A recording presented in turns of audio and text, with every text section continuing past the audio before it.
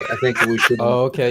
Yeah. I see. from the destination, so we're all good. So yeah, Looks like we're good. yeah. Yeah. Let me actually. I'll keep a window open just so that way I know Can I? Oh, you know how what I'll do? everything I'll pop looks. out the chat on my. Bear with us, Happy Oka everyone. We're Puddin'. figuring this. We're doing some new stuff This here is the this first time. time we've Hold done on, I this. gotta go Yeah. empty my diaper. To them, it looks like we did last time, but like for this is For us, it's a different yeah, undertaking. this is a very different setup. Yeah, so everybody knows we are all streaming to our significant YouTubes Yes. simultaneously.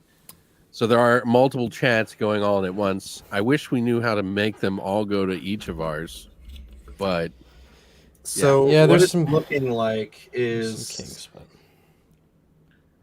yeah. So follow everybody on the stream. So Yes. I will post everybody's. You want to look for Rocklin, Graves, and Splattercast, and then I'm Beyond the Void. yeah, so it looks like there's this on strange our. man. Oh well, no, hold on. You have Gremlin Ryo in yours, Alex. Is he? So yeah, He's in and- mine too. yeah. So I think it's just there's might be a slight delay in the YouTube live stream, but for StreamYard we can see everything. Yeah, As yeah. Like we can see all the chat at once, so that's like. That's Well, that's I the meant important part. on our significant channels. Yeah, no, I know. Like that, I don't know, but I just went through and pulled up everybody's, and I see a nice crossover cool. for them. So yeah, Welcome, the only- guys. Hey guys, look at this drawing I did today. That's cute. old Michael. Thank you. Is that from Halloween Ends? You son of a! I'm just kidding. We're doing pretty good. We're doing We're good. starting How right away dare with that. you? How are you doing? Right away. Right off the bat, Evan? Right off the bat, man. Oh, man. Yeah, I know. Luke's already gonna quit. He missed He's the first seething. one. I can He's already see gonna it. get- There we go. He's already gone 2 back out minutes on can in, us. see the already anger. Halloween ends. Damn it. Hey, I didn't mention it. Wasn't me this time. Yeah, okay, sure, Evan. Whatever. I didn't fucking mention it. That's a drawing from Halloween 2018. That's what it You is. incited He doesn't panic. have the burns or the rot, so Yeah, I It's can a attest promo to- photo from Halloween 2018. I know it's a shit drawing and you can't tell, but that's what it's from. No, I Right. knew exactly what that was. I have cut that photo out for thumbnails so many times. Oh yeah, and so has that's Luke. true. I guess if you've Yeah. done like graphic design for Halloween videos, you're probably quite familiar with that image. We've done it. Dude, We've Evan's done it. triggered right. I'm fine. They want to see it again, Evan. So you have to do Christ it. Almighty. Give the Yeah, people make, what they make him want. big on the screen so he can show it. Oh, it's okay. So I don't draw. Just to clarify, I was bored at work and pulled up the image I and like just it. gave it my best shot. He's cute. I like That's the Corey. addition of the tree branches in the Did you background. say it's Corey? That's Corey beating the shit out of Michael Myers. That's my next drawing. I'm gonna draw that the thing in the sewer, that long one shot when Corey just. Gremlin Yeah. Ryo Bullies says he him. likes it. That's my. Oh, thanks, Gremlin. Sad Michael. Sad Michael. Yeah.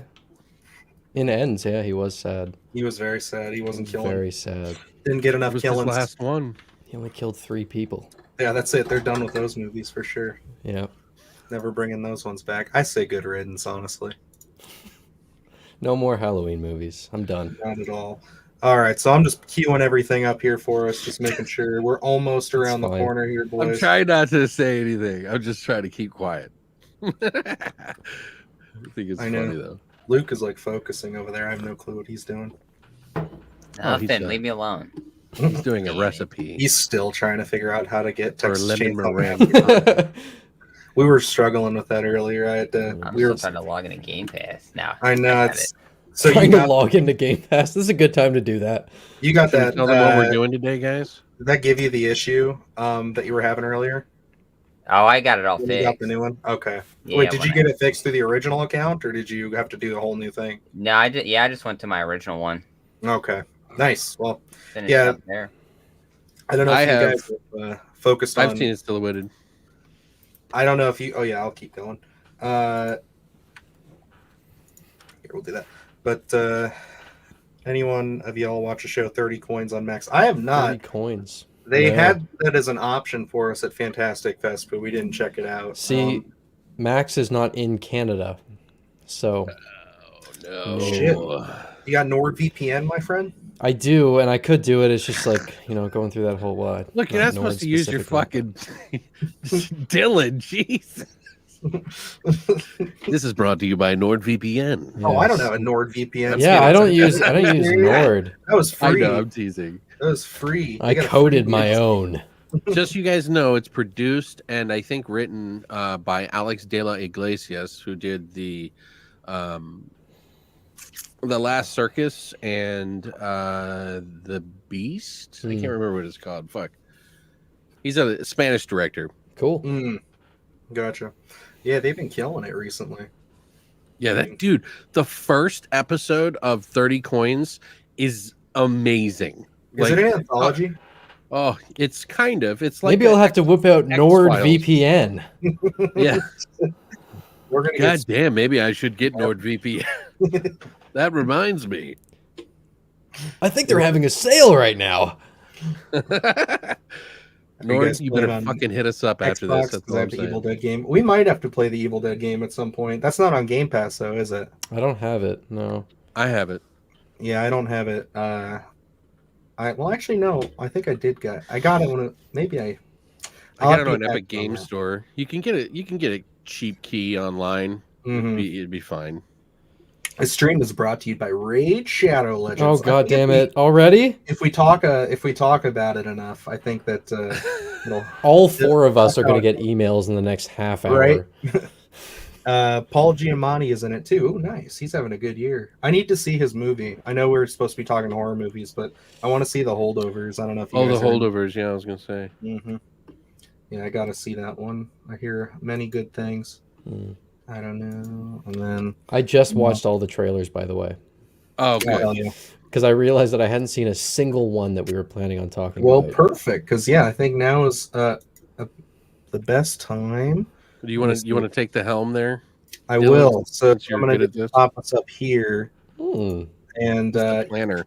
Yeah, and I might be a little slower, just so everybody knows, because I'm still working out the king. I've never had this many people. We've never had this many people on a stream before, and also doing all this new stuff. We're learning. Dylan's learning. We're just sitting here doing nothing. What do you guys want to start with? I didn't really have one in mind. I think we could. I'm just gonna kind of play them. I'm probably not gonna do sound or either just low sound. Can we save Longlegs for last? Yes, we can do that one. Okay. How about then? Let's start with the one that we'll do. Late Night with the Devil. Because that one's Luke, Gremlin's worried about you. Are you okay? I am the farthest thing from okay. No, I'm okay. I'm all good. I'm getting. He's just touching up his lemon meringue recipe. He's good. That's what it is. No, it's a banana chocolate chip recipe that I got going on. Banana. You send me that? A new one. Yeah, sure. Thanks, man. I'll post pictures in the chat.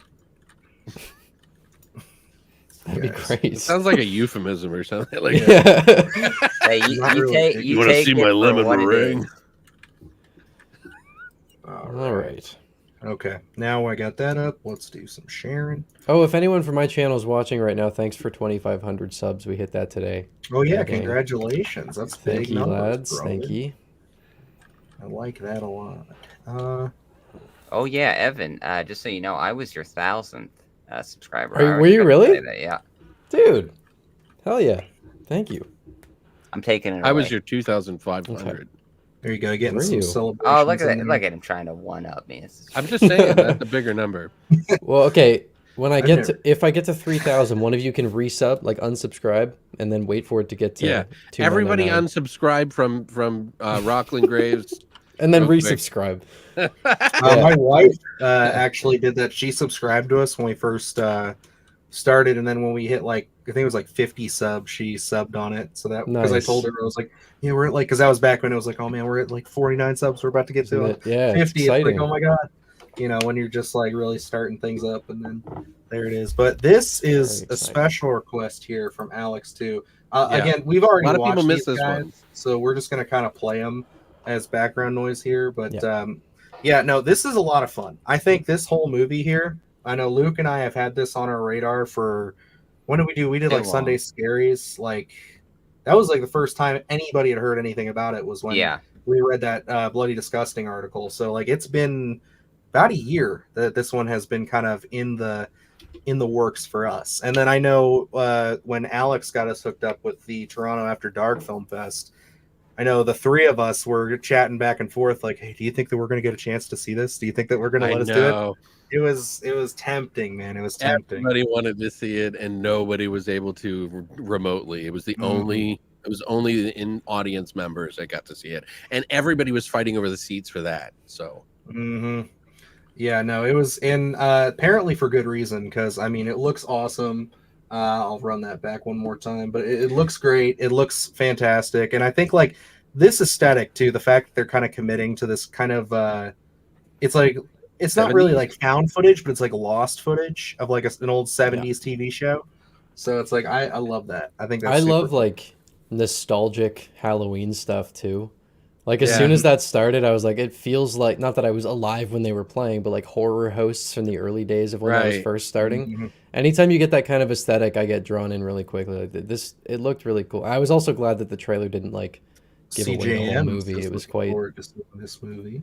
See, now I have some thoughts on this, because one of the things I noticed in this particular the alternative trailer, the TV show fake trailer sort of thingy, kind of reminds me of Panos Cosmatos Mandy stuff with the like cheddar goblin stuff. Totally. Silhouette says it's very Steve Brule. So if you guys are familiar with Adult Swim, that is very much that style. It's true. I think I know what you're talking about. What did he do? That's the John C. Reilly, where he's got the glasses and the curly hair. He's just like, gotcha. There we are. Yeah, but I was gonna say, like, I think some people might have weird expectations with this, and I think that it's gonna ride the line of the sort of 80s kind of schlocky, but then get really serious really quick. So, but it's all going to be done through that sort of television lens to give it that sort of aesthetic, I think. I don't know for sure, because nobody's really said. A lot of people have kept like really quiet about it. I think because they'd probably get sued. But yeah, I feel like it's gonna be that weird aesthetic, and I hope people like it, because I know some people get weirded out. Like, I don't know if you guys saw the new anthology from VHS. I did not get to see 85. I tried to get that. I tried to get a screener for that a bunch, and then by the time it hit, we were so deep into like getting. You need to watch it. Started. It was a lot of people have feelings about it, so that's why I say what I'm saying. Like, I thought people would have liked it more than they did. Which was the one with the funeral home? Is that the one before the most recent one? That was the that was the that was the last one I saw. The first of the three that we just got. That was the first. That was the last one I saw. Or no, it was the second. It was the 95 or whatever it was, or something like that. Yeah, Silhouetted says, I love the public access or in front of a live studio audience aesthetic. Yeah, and I think that's what's going to set this thing apart, is considering it's different than found footage. It's kind of like something Luke and I have been kind of working on in the background, is almost like I call it assembly of evidence, to where it's not necessarily like a project that's like put together like a documentary or anything, but I like that people are starting to find different ways to tackle found footage rather than just doing the standard, we found a videotape, or we found an SD card in the middle of the woods, and this is what we're getting. Were you inspired by Lake Mungo? Oh yeah, very much. Lake Mungo, Skinamarink, it's going to be in there. It's like lost tapes that fell down a memory hole. Yep. Yeah, I love that definitely. stuff. Yeah, this is definitely one that I know we're all kind of looking forward to here. I think like this more so than, I want to say like for like the first half of the year here, this is probably my most anticipated. I think if we want to say Q1 horror, because this is coming out like in March, I think, right? And I can't really think of anything else that's like kind of blowing my mind. The rest of the stuff is not really hitting until like July, and then of course in October, and then December we have Nosferatu. October and December are the two big ones. Yeah, I mean we have Terrifier 3 and then Nosferatu, of course. Yeah. So let me see here. What's his name? Dashmalian? Oh, are we really gonna do it? Said that you were on top of this. You I don't said know that if you that's had right. this, Alex. Dashmalian? That's how I pronounce it. I think it's Dashmalian. David Dashmalton. It's like a Dishmalian. David D. Forgot his last name. No, I feel you, dude. That's the same thing we're on right now. So yeah. Yeah. See, like, if you look at some of the video here, like, it's got like those elements of like the VHS 1985 in it, like that feel. I don't know how to explain it. Like, yeah. And I hope people enjoy it more than they did with that movie, because I don't know. I think people have too many high expectations with anthologies these days. Nothing will ever be like Creepshow ever again.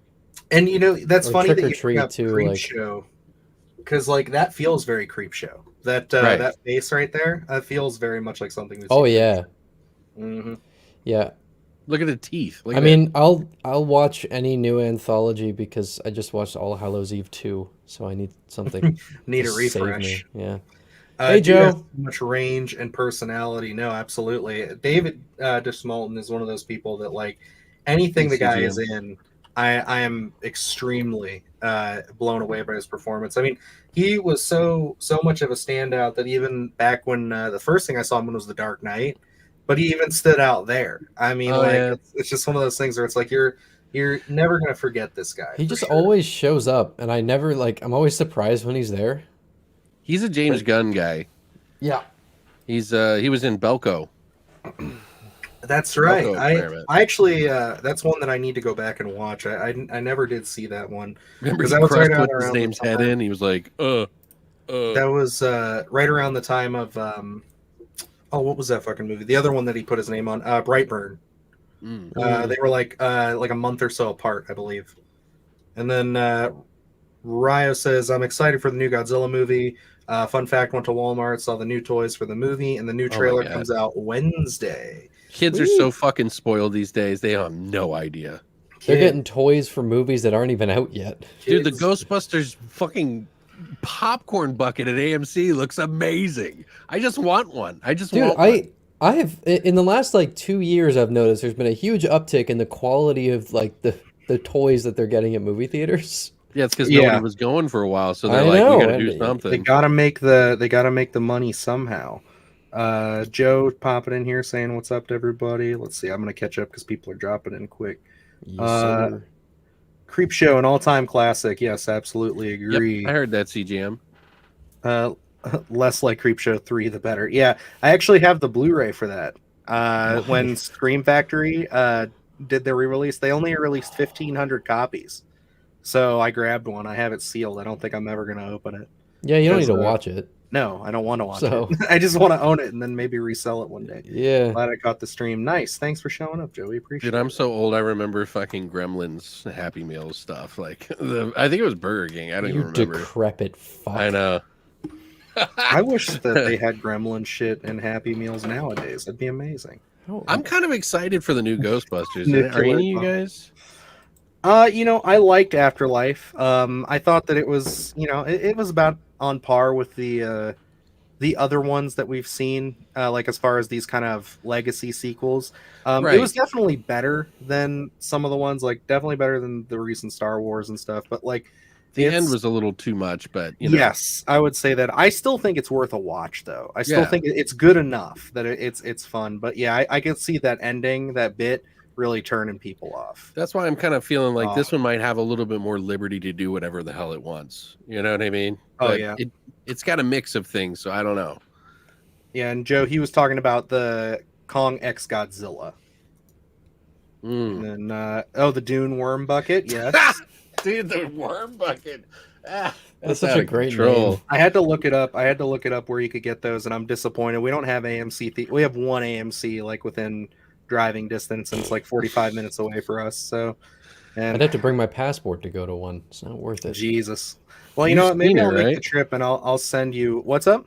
You've seen the buckets, right? Oh, absolutely. I've seen the buckets. Okay. I know what's up with the buckets. That one looks a little suggestive, let me say. Tales from the Dark Side movie was the real Creepshow 3. Agreed. Yeah, Tales from the Dark Side's really solid. Really great practical effects in that one as well.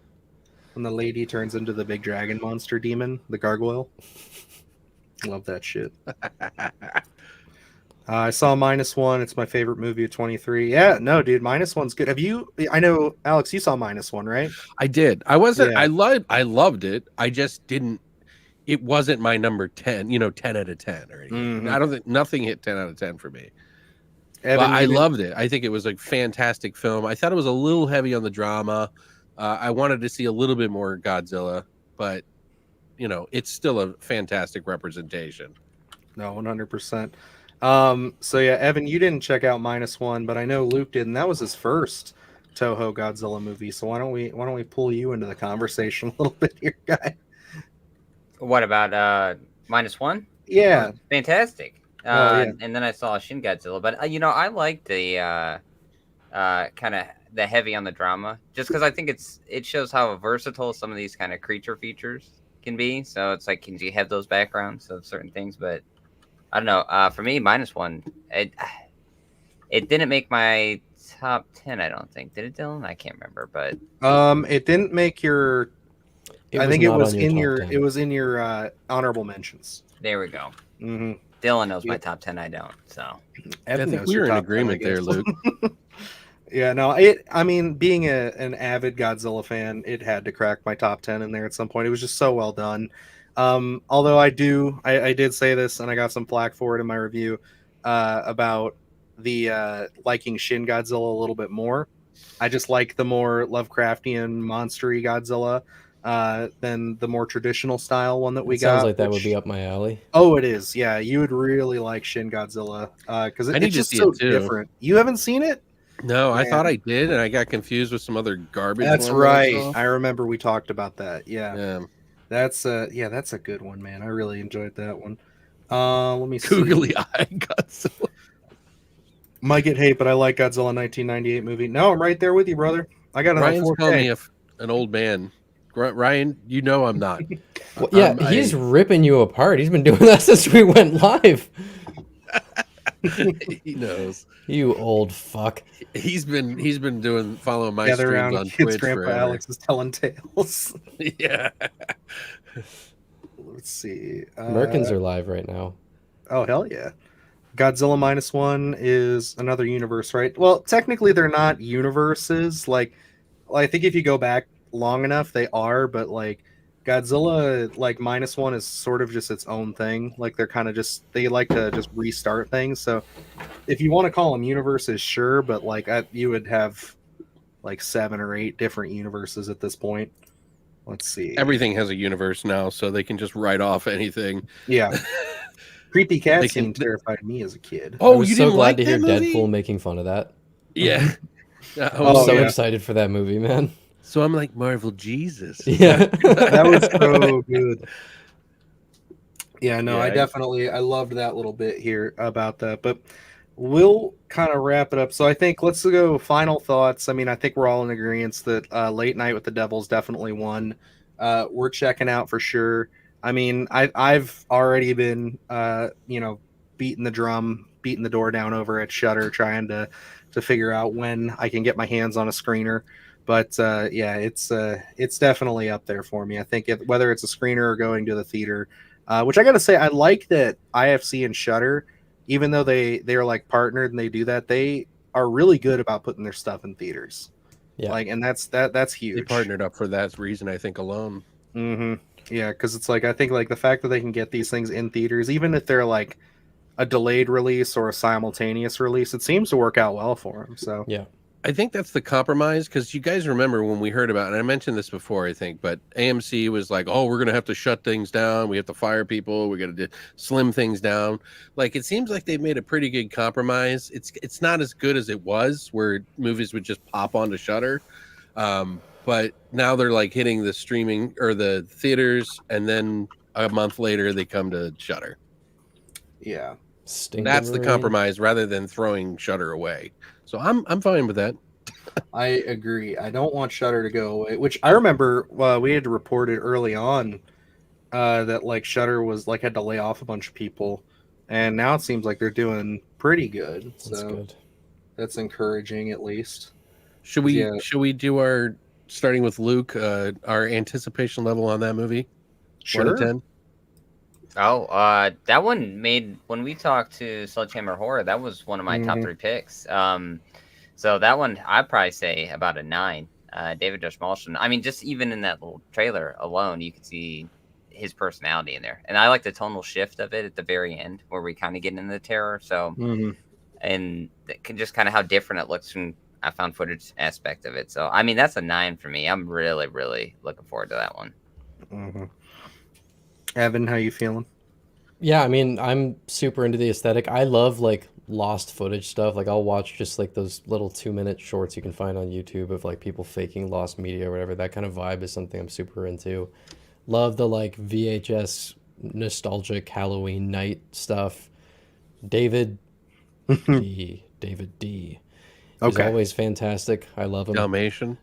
David Dalmatian. I thoroughly enjoy every performance from him. So I'm looking forward to it. Well, someone just asked me if I watched the last broadcast. I have. I have the 8 films that did a Blu-ray release of it?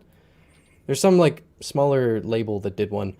But yes, I did see it. I'm trying to make a video about it at some point. I mean, it's one of the like formative. It's one of the formative found footage movies. It's before Blair Witch. 101 Films. Yeah, that's the one I have. Cynthia's right. I agree. Yeah, anybody with Ghostwatch looks amazing though.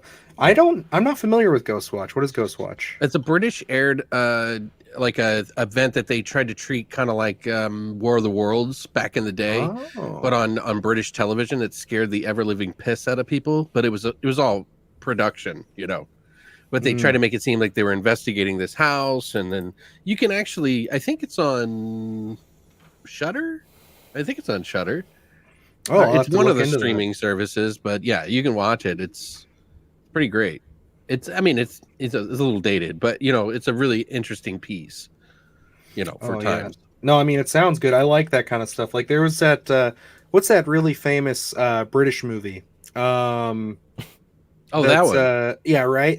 No, the one that was like if there was like a nuclear apocalypse, or like there was like a World War III. What is that called? Shit. People are like, it's really starts with a T.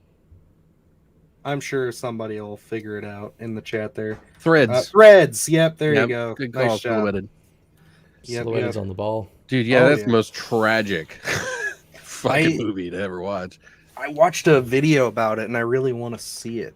I've heard it's pretty rough. This one's going to Evan here. Just got access to both Hallows Eve movies, and I wanted to, and I haven't watched any reviews. I will get to yours, Evan, but hearing him talk about I'm concerned to say at least. But I love Terrifier, so yeah. So I really like the first one. It's fun. It's like a good Halloween aesthetic. I'll definitely watch it in October. The second movie, there's no reason to recommend it because all of the shorts that are worth watching are on YouTube. Because the movie, none of them were, only the wraparound segments were made for the movie, and they're fucking atrocious. The others were sourced from already completed short films. So you can find all of them online, and there are a handful of good ones, but the movie was awful. Not great, to say the least. But the first one's fun. I like it. It's awesome. Cool to see such an early version of Art the Clown before he was so big. Because I remember when the first one came out, and I remember what Dr. Wolfula said in his video. I was rewatching it recently, where he was like talking about something. He's like, except no one knows who the fuck Art the Clown is. I'm like, oh, how times have changed. Yeah, seriously. Did so that was a different actor too, wasn't it? Yeah, it's played. Some of those. What the hell is his name? I just got done with those videos. Jesus, I should give it Mike Gianelli, I think is his name. And he did. He does a pretty good job in it. He's in Ninth Circle and the Terrifier short film.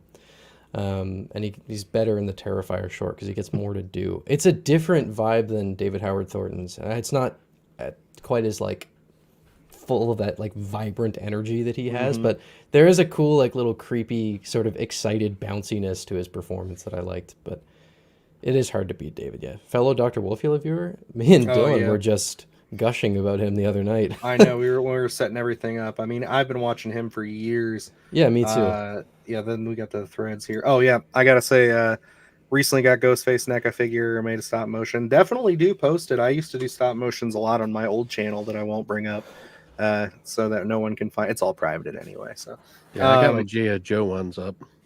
Yeah, but yeah, no, I definitely want that new NECA. I know I don't think you guys do too much with the collectibles, but we Luke and I were talking about that a few months ago. That one that's like the buff.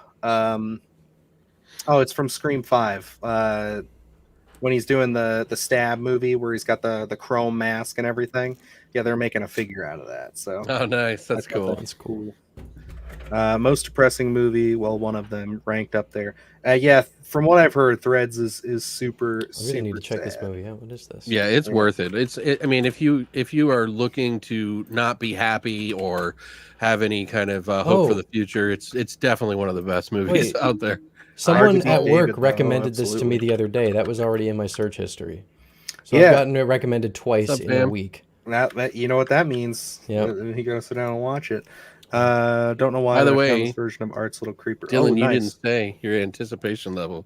Oh yeah, no, off the charts. I'm super excited. All right, yeah, we got to get back on the ball. I want to mention what Cynthia said here first. I kind of know what she means because there's like this dirty VHS aesthetic to All Hallows Eve. The first one, yeah. Yeah, that I actually do know what she means. I like David Howard Thornton's version more, but there is like a creep factor to the one in All Hallows Eve that I found isn't really in. Yeah. And Damien Leone has said he wants to try and bring back that feel for the third movie, which I'm see. That's one thing I was kind of missing in those movies is like I felt like it could have been a little dingier and like. Yeah, I mean Terrifier 2 I loved a bit, but I mean it's a very very different feel to All Hallows Eve. It was like that felt like a movie that you found in like a used video shop that was on like VHS in the back. Right. Well, that's what I liked about All Hallows Eve. Yeah, that's what made it stand out. Was definitely those in between segments because it had that weird, scary kind of like. Yeah. He would just kind of appear in the room. It's creepy. Like, it is creepy. I like it. Anyway, yeah, we should get back on track if we have to. Well, now proceed. I have a point I have to make. Is the fact that actually Luke and I are late adopters to Terrifier. We really hopped on board with 2. And I don't know. I can say for me, I don't necessarily think it was the VHS aesthetic. It was more just the aimlessness of the first one that kind of it just felt very much like we were just everything was just set up for kills, which I'm fine with, but at the same time it's kind of like I just didn't get the hype for that. The first Terrifier, yeah, All Hallows Eve, the first Terrifier. They're a very different feel. Even All Hallows Eve is more what I was referring to with the aesthetic, because even the first Terrifier has a pretty different tone to it. Yeah, but Luke, how are you feeling about like does that aesthetic bug you at all? Because for me, it's I think the VHS tone and aesthetic is still cool. I still like that. Oh yeah, I like it too. I think Terrifier was its own beast, and I watched some of All Hallows Eve, the first one. I didn't get through it all the way because I think I just randomly turned it on. But I like the aesthetics to different things like that. I think it adds a lot to it, but then there are certain things that don't need it. So right. Mm-hmm. I think it's not a perfect movie. Yeah, not at all. Also, from a director's standpoint, do you want your film to feel too dated, or do you want it to feel to last the times? Because we're hitting a nostalgic button for us, but the people that are going to watch it generations later might not have, they might not connect with it. They'd be like, "Hello, my daughter. Hello, my baby." Like I don't know. Ryan might say that you're on par. Yeah, you might be onto something there, man. So maybe they're made for you. Still love Terrifier 1 and love 2 as well. Oh, absolutely. Yeah, I'm excited to do those videos later this year. Oh yeah, no, we're working on some stuff there too. But why don't we hop in? I give it a 9, by the way. This is yes, absolutely.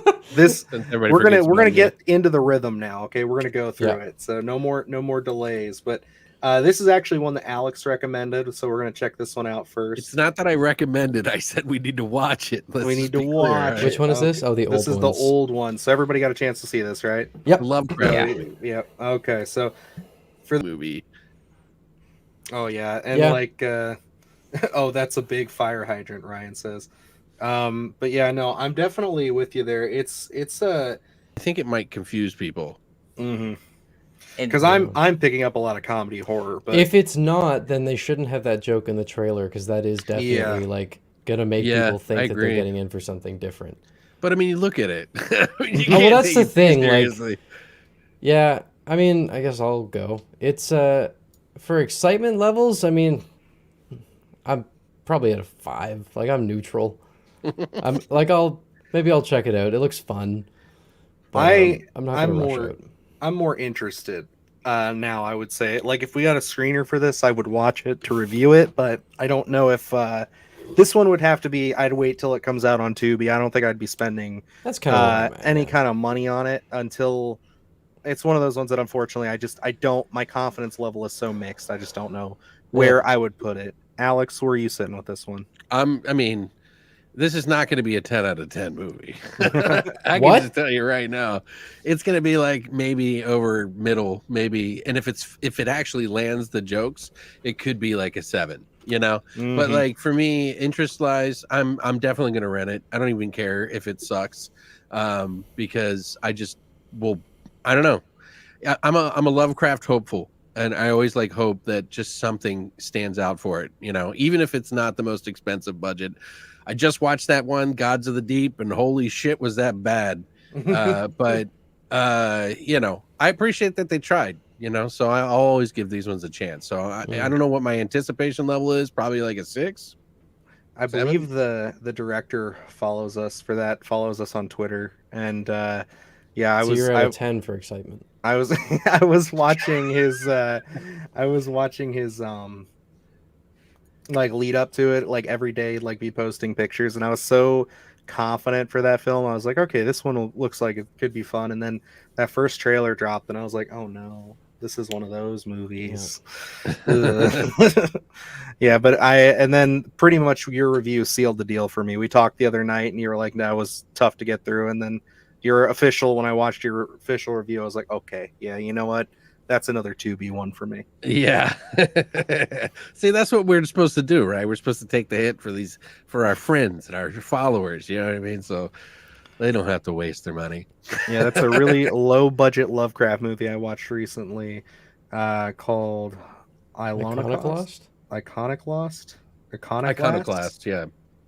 Iconoclast. I can't speak. So. I mean, I think it means like an avatar. Oh, like a blue person, or like the guy with the wind and the water and the fire. The guy with the wind. She's like the wind. I own it and I watched it. Dreadful film, to be honest. Okay. Gangnam Style dude was in it too. Oh, okay. All right, I got you. So it's I forget. Psy. Yeah. Kind of gives me Dagon vibes, but more silly. Absolutely, yeah. Very they had the fish people in there, so and they do look like the Dagon fish people. So you got to give it that. They're staying true to form. But let's move into this. One's really short. This one is definitely a teaser, but this is a part of that neon like kind of double punch we're getting this summer, and I don't know what to think of this. I am just in for it. Yep. And that is, of course, for those who don't know, Cuckoo. So there's not much to show here, but I definitely think we can kind of talk about just like, I guess we're going to save a little bit more for this for when we talk about Longlegs at the end here. But this, I don't know, man. Neon's really showing up. Like they got 2 movies here that both look creepy and weird and strange. This one definitely more supernatural than the other, but damn, I'm excited for this. This is my favorite kind of trailer. Mm-hmm. Where you just get like a really short snippet that's like, here's the tone, and then here's when it's out. That's the quickest way to sell me on something. Yeah, and I'm gonna freeze frame on whatever the hell this thing is. But yeah, it's what I'm just trying to figure out what's going on here, and I know that's sunglasses on. It's what I thought. Yeah, because at first I thought that was like a face, like some kind of like sunken eye demon. Yeah. But no, it's I just now realize it. Maybe that's what it's meant to be, and they're like, the shot's out of focus, they won't notice. We noticed. All right, we got this. We got you, Luke, Neon. How you feeling about Cuckoo? All that you know and everything there. It definitely interesting, just little taste there. So I mean, we don't really know what to expect, but I'm with Evan where it's like that's my favorite kind of trailer where it doesn't give anything away, where you look at Late Night with the Devil, and it kind of gives you a little bit of a gist, but I don't think it gives you a ton of everything that we're going to be seeing. Whereas like this one barely gives you anything, and I love that because it's like I have no clue what to expect with this. But like you said, Neon Infinity Pool was one of my favorites from last year. So I haven't seen that. I'd highly recommend it. Alex, you had Infinity Pool. That was on your honorable mentions? Or was that on your list? I don't remember. I think it might have been in my. If you listen to the podcast, it might have been on there, but I didn't include it on the video. Mm-hmm. But then if it was definitely honorable mentions then. So it's not that I didn't like it. It's just it's one of those ones that just kind of grow on you. I feel because like it's like even the Brendan Cronenberg's other stuff didn't hit me initially like everybody else. That's how I am with Brendan Cronenberg, where it's like I think I can see the genius in it when I watch it, but it takes me a minute to warm up to his stuff. Like Infinity Pool, I think I've probably watched 3 or 4 times now, and I find myself liking it. Same thing with Possessor, where it's like I liked it when I first watched it, but then as I continuously watch it, I'm like, okay, this is getting better and better. Yeah, I'm sorry, just the silhouette with the "it's a grower, not a shower" comment there, but I agree here. It would be with these little red dots, they could just be like reflections of something, but with what Cynthia's saying camera. here, where it's like, it's the camera. Yeah, it's the red dot. It's recording, guys. It's their hot light, But like, I think what she's trying to imply here is like these giant alien eyes. What if she takes the sunglasses off and there's, like sunken in alien eyes or something red under there? No, that's so I definitely got some there. Information about this movie that I thought I would share with you guys. Sure. I love insider information. So this is from writer, director, producer Tillman Singer, who is he wrote and directed I believe the Lose movie, which is up on Shudder as well, which I highly recommend people to watch. It's not a movie that people are going to like overall, but the things that they did in the movie were really fucking cool. Like visually, aesthetically, vibe wise, it was a really interesting film. It just wasn't like it's something I'd rewatch a lot, or I couldn't see many people getting wild about. But I think there's going to be some visual, aesthetic stuff in this more than this picture really shows us. If you get a chance, I would highly recommend you check out Lose. It's Luz on Shudder. It's not for everybody, but you'll see what I mean by it. I'll definitely check it out then. Yeah, I mean, like I'm always looking for movies that are like kind of gonna, I guess, challenge you in a sense when it comes to horror. I guess that's just kind of where my head's been at the last year with things like, I guess kicking things off last year with Skinamarink was just the right way to get me in that mood. Cause like, with like things like even Evan was saying, we were talking about it. I don't know if we talked about it on air or if it was off air, but when we talked about Lake Mungo and how that movie tends to challenge people. Yeah. Okay. That was the other That was night. off air. Yeah. Yeah. And how that movie tends to challenge people. And if you're not in the right headspace or you have too much built up, then like it'll probably disappoint you, but there's so much to love about that movie. Strudel. It sneezed a big snot.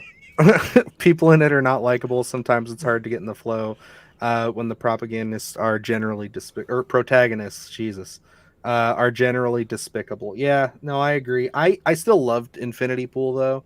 I still thought that was a really strong outing. It was one of those ones where as Luke was kind of talking about it during his top 10, I was like, should have made my honorable mentions. I would have, but I just cut myself off at 5. I think there's something that Brandon does that I think it's different than his father's, obviously. I mean, he obviously has picked up his dad's aesthetic pretty quick.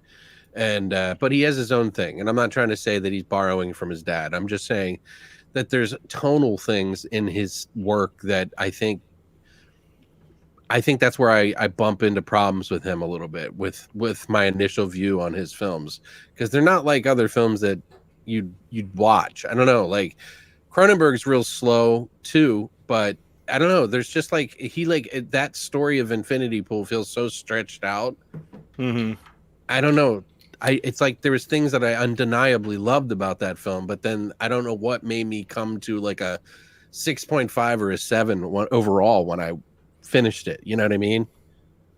Like I felt like I'm watching the extended version for the first time when I see the movie. Oh yeah, you gotta watch the one with the big. I don't know anything. The I don't know a NC-17. damn thing about this movie, so I'm excited. Yeah, well, yeah, you don't look up anything. Just watch the unrated cut if you can find it, and then we'll talk about it because there's a special scene in that movie that Cool. it was pretty damn funny Cynthia, to watch in the theater. Good taste. I freaking love it. That movie's been popping up deep. lately like crazy. I'm gonna have to just review it on the YouTube channel now. Lake Mungo?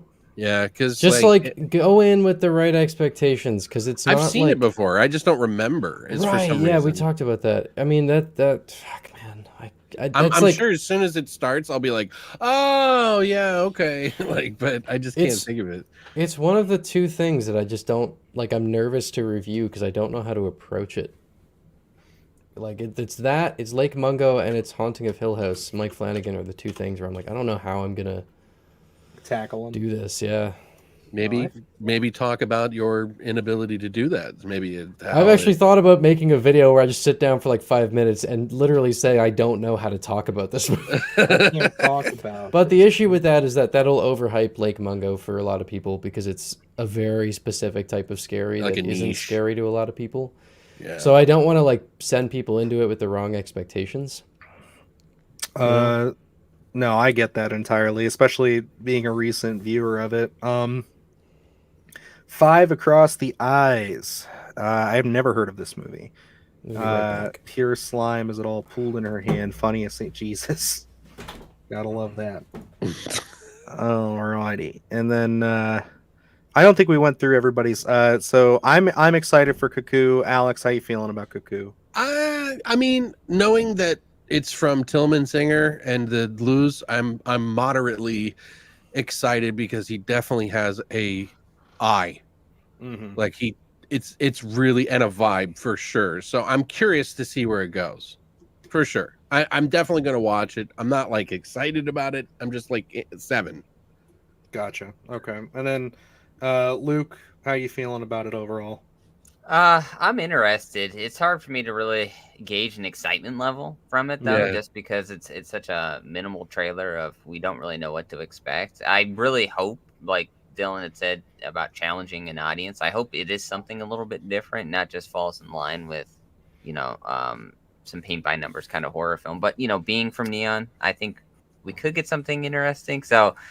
Or we could get It Lives Inside. Okay. Don't even get that out of here. We're not talking. He wants to stay on the infinity pool side of the fence. That's it. I actually forgot It Lives Inside was Neon. So yeah. What? I retract everything I said about Neon. Doesn't even matter. No, it's all good. Now I'm kidding. I'll probably say 6 or 7. I'm neutral on it. It looks interesting from that little piece, but it could go either way. Cuckoo? I will say this: Neon is doing a good job of marketing. Yeah, we were talking about just overall excitement level. So yeah, you're the last one. So the thing with this kind of trailer is that it doesn't give you a ton to get excited about necessarily, but it does give you a lot to get intrigued by. Yeah. I'm gonna pay attention to the movie for sure, and I'll probably check it out.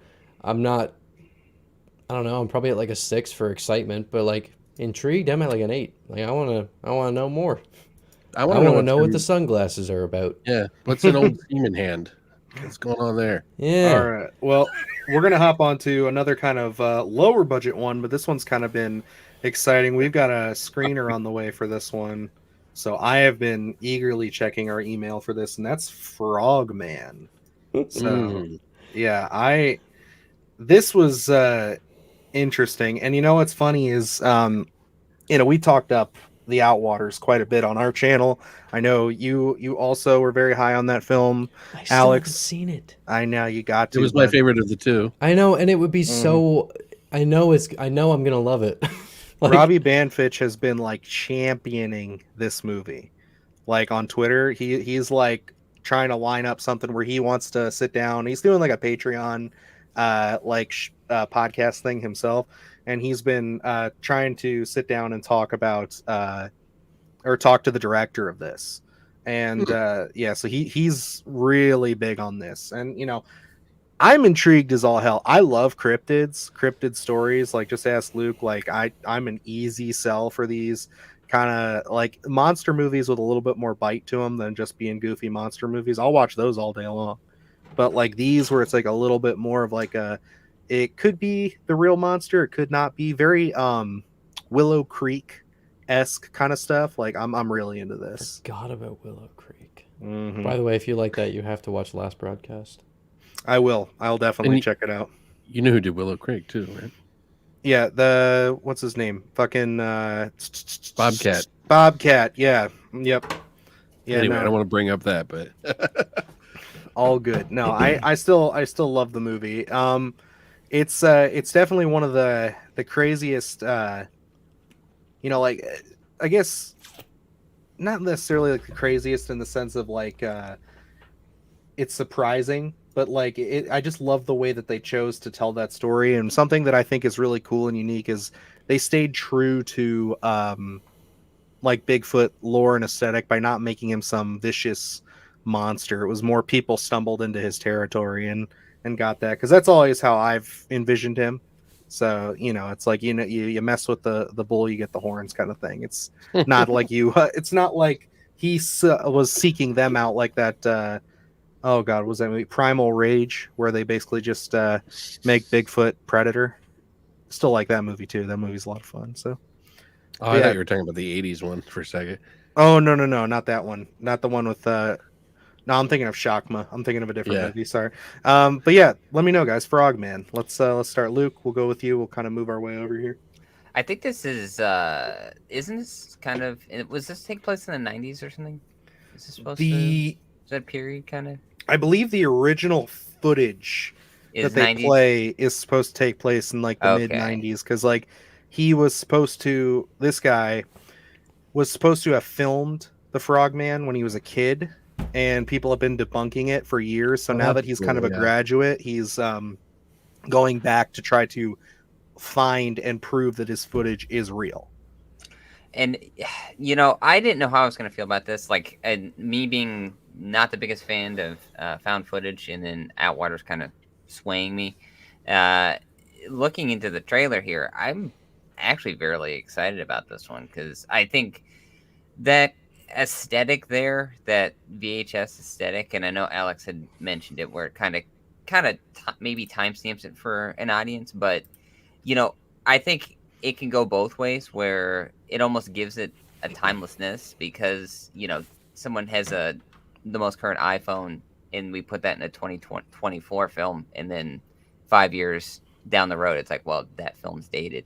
Whereas like when you have that aesthetic that is so far back right now, I think it kind of fits for an audience to be like, okay, well, we're back in that nostalgic, even if those younger kids are not nostalgic, they can notice that it is a 90s or an 80s type of approach to it. So I'm excited for this one. I love the integration of the found footage and then kind of going back and telling that story, especially being low budgeted. I like that they're really leaning into that, and that kind of hokiness to it, where it's kind of like, I guess, an offshoot of, I guess you could say, Creature from the Black Lagoon, where they're kind of having those elements to it, and kind of putting your own spin to it, where it's like, hey, we can kind of modernize these certain stories like that and bring it to an audience on a smaller budget. So I'm intrigued by this one. Excitement level, I'll probably say I put an 8 on this one. Heck yeah. And before we hop into Evan's comments here, just wanted to highlight this one where someone says they actually liked It Lives Inside, not a perfect film. And that's great. I don't think I don't fault anybody for really enjoying that movie. I think like Luke and I went into that really excited. I think like, cause it had the creatures, it had everything. Like it looked like it was going to be something. It's a neon.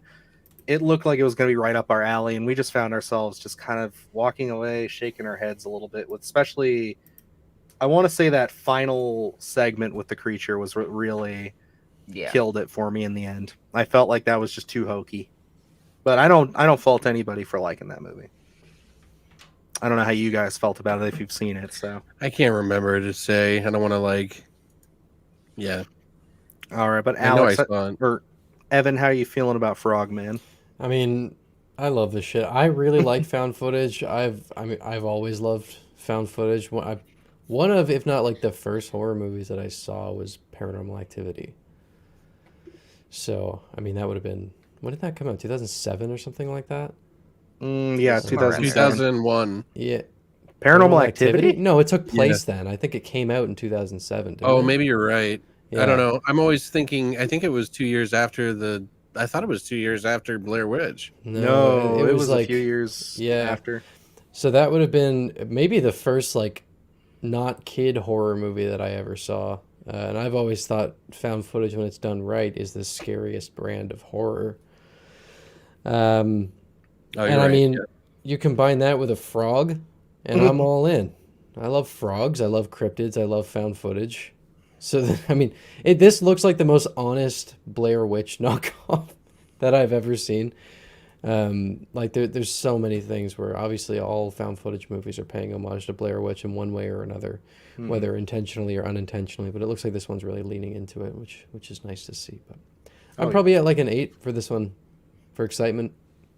Yeah, I'm definitely right there. I'm gonna say I'm gonna give this one a 9. I think like the longer that I have to wait to see it, and the more that like my excitement builds for it, I'm kind of like, I just really love cryptid stuff, so that was an easy sell for me. I'm one of those people that just puts on like those YouTube channels that just dive into the history and the lore of cryptids when I go to sleep. So like that's me. But Alex, where are you sitting at with Frogman? Yeah, I'm about an 8 as well. So I think I really like found footage. I always have. I'll always like it. It's not. I don't like. I'm pretty particular about my found footage, though. I will say that.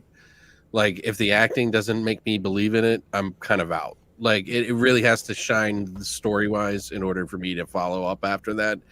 But if I start feeling like inauthenticity, I'm out. Like, it just like ruins it for me. You ever seen Butterfly Kisses? Yeah, actually, pretty good movie. It's a cool movie. Yeah. Yeah, I've been recommended it recently. about that one. Really? Yeah. CJM. Hopefully I'm gonna have to do more streams. Yeah, I know. I wanted to highlight that. Yeah, I think we're planning a little something. You know, we're working out. Give us a little while, a little bit. Yeah, we're working out the kinks. We're still figuring it all out here, as you can tell. We're not all up on it. I'm still figuring out how to moderate and as long keep as the chat you guys moving. will come, we'll be doing them probably. You know, yeah. Thank you guys for supporting it. I really appreciate it. Yeah, this is awesome. This is really fun. Loved I want to add one more thing about Frogman. Oh yeah, go ahead. It looks kind of bloody and violent. If you look at the end, you can see some stuff really going on there. And it's one of the things we have to admit that it's definitely not easy being green. So I think that it's true. No, but I really think it might be kind of violent, and I think that's why Robbie Banfitch is into it, because they probably do something really good with the sound, and that is a huge element for me, and why I love the new Blair Witch movie. So, let's think about other film. What was I going to say? I think I was just thinking about As Above, So Below. I think that's all that was. That's one of the most like underrated to me. I've heard it's better than I remembered. I haven't seen it, but I really like that. Are you claustrophobic? I can be. I guess it just depends on the situation. All right. But yeah, no, I definitely do want to check that one out. It's very good. Exists is also pretty good.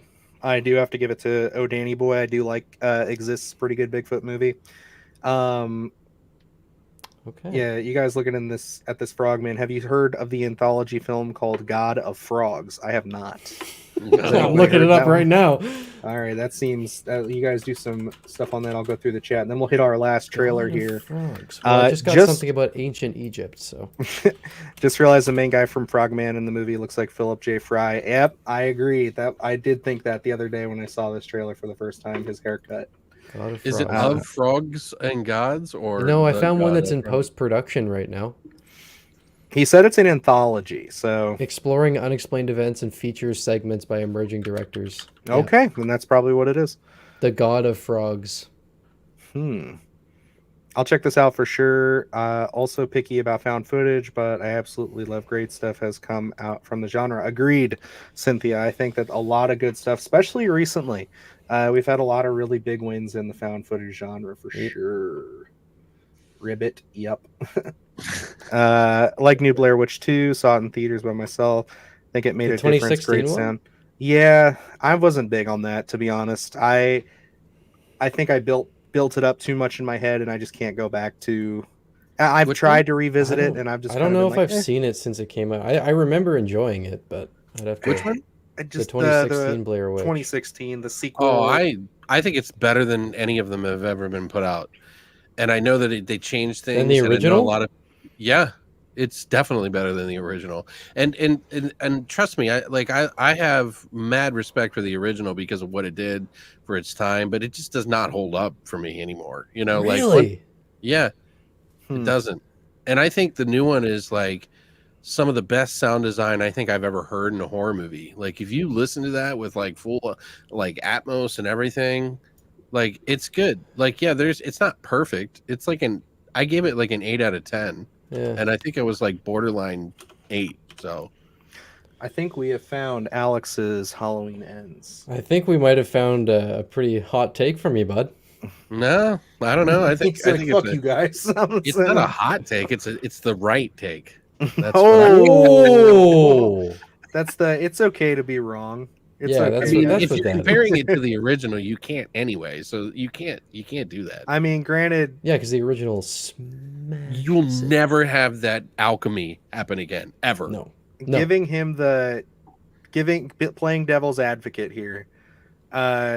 I mean, you got a studio film versus a movie that was made by literally 3 friends in a tent. And then you'd have the directors that would show up with notes at the beginning of the day and be like, drop them off. Here's what you're going to kind of do today. Now go have fun. And then we'll fuck with you the whole time. And then that's how they made the movie. They did some fucking wizardry. And I respect that take. I think ultimately the 2016 one, I didn't like all of the technology. It felt very much like we lost kind of, I think, what was special about that first film for me. But I will give you the sound design from what I can recall was pretty good. I thought the witch that we saw at the end was pretty cool. I like trees in the background falling. That freaked me out. I liked the kind of. There's some good shit. I liked how they were able to kind of simulate that whole like never-ending night element to it. The time loop was done really so much better. But again, they had a budget compared to the original. So which was in the original Blair Witch, and people don't remember it. Mm-hmm. Oh yeah, but it's because they could simulate it a lot better in 2016 as opposed to, having a stick of bubble gum and $5 and. I mean, I guess for me, I remember the feeling of seeing the original Blair Witch for the first time, and it scared the living shit out of me. And I remember seeing the other one in the theater and being like, that was cool. He says, Danny Boyce follows up with, he says that we reminded him of God of Frogs. He thought it would be out by now. So it's been out for a little bit. So I guess we'll have to wait on that one and see when it's there. Sizzling take, Silhouette says. And then Wreck is still my favorite found footage film, hands down. More of a quarantine fan, if I do say so myself. I'm just kidding. I don't like quarantine. I was going to say, we can't have 2 of those kinds of takes back to back. Although that would have been crazier. I've only seen the original Wreck. I haven't seen the sequels, but I hear they're good. So I do want to go back and check them out at some point. Wreck is amazing. Mm-hmm. I love that. Yeah, I have the collection. I love it, except for the last one. The last one's. Luke, I don't think we've ever talked about Wreck. I haven't seen it. Okay. What? No. Buddy, you're in for a treat, man. Oh man. Well, to be fair, Luke and I, we are not the biggest found footage people. We really only started going back and seeing what the genre has had to offer over the last decade. Because we kind of skipped out on most every found footage film. It just wasn't our thing. Yeah. But Skinamarink, which isn't really found footage, but that style of experimental, and then obviously the Outwaters, it opened a lot of doors for us. So I just recently saw Hell House. Hell House was really good, the first one. I like the first one. I'm not going to turn this into a Hell House conversation because we really got to get to Texas Chainsaw. But I don't know how long I'm going to be able to play for. Oh, wait, well, we can play. We can get our bearings. Then I promise we'll do a follow-up stream where we do at some point where we just play Texas Chainsaw. Yeah, because I feel like this was we picked too many trailers, boys. We should have just stuck to 3. I like talking anyway. So this is fun. Cool. Yeah, I'm actually totally fine with how this has gone. This is fun. Cool. I think I don't know if this is the case for you guys, but I don't have anyone around me who's as into horror as I am. I have people who like it, but not to the same degree. So, and I have some friends, so it's like I do have people that are like, I've got some of it, but it's not to the same point. So then when I can get into these calls, it's just nice to like right. That's what I mean, man. That's why we do this anyway. Oh yeah. Right? Every person I've ever met says the same thing, dude. So it's like you just want to be surrounded by it. You just want to talk about it, and no one's is into it. It's like kind of like when people want to talk politics and you don't like it. Yeah, it's just like that same feeling, you know. I don't even like horror movies. I love the silence. Like, Luke just didn't say anything for like 10 minutes. I was just gonna say, dude, you've said like 4 things. It'll just like he punched my childhood right there. Like I don't even. I had to search Blair. What I love is that you've got like Art the Clown behind you. You've got Tiffany and Sam and look Halloween. At his. I just thought that was a clown mask. I didn't know that was significant. Show them your Mogwai. These things are fucking incredible. Oh, these things, I love these. You got them off Temu. I want them so bad. Oh, that's cool, dude. And he's got a jigsaw one too. They were only 25 cents, guys. Yeah, I'm sure. Yeah, they were cheap. They were like $4. That's pretty good, actually. Yeah. You just have to get them when they're not sold out. Yeah, Luke hit the Temu train hard last year and just like filled up his background with all this shit. And I'm just like, damn. I haven't got into the collectibles yet. House buying on. I'm kidding. Don't do it. I bought the Halloween 2 NECA thing where it has Michael and Loomis. Oh yeah. So I bought that. And then I was just kind of like, what do I do with this? So I didn't catch the bug. I'm still safe. Did you get the Hellraiser cube too? No. I want the Hellraiser cube that's on Temu. Yeah, it's small. Yeah, dude. It's so... Is it really small? Yeah. Damn. I was looking at getting a Necronomicon replica. Dude, the are you talking about the one from NECA or Trick or Treat? I have no idea. I'm just looking into finding like a quality... Trick or Treat. Do the Trick or Treat one. I think that's what I was looking at. It's the bigger one. That's the best one yet. And then they also have the dagger, so like you can get that too. The Kandarian dagger. The Kandarian dagger. Kandarian. I almost said Carpathian. The thing that I saw, they have this for pre-order that I really want, and I would probably put it right at the entrance of my door here, which you guys can't see. But it's the slaughtered lamb sign from American Werewolf in London.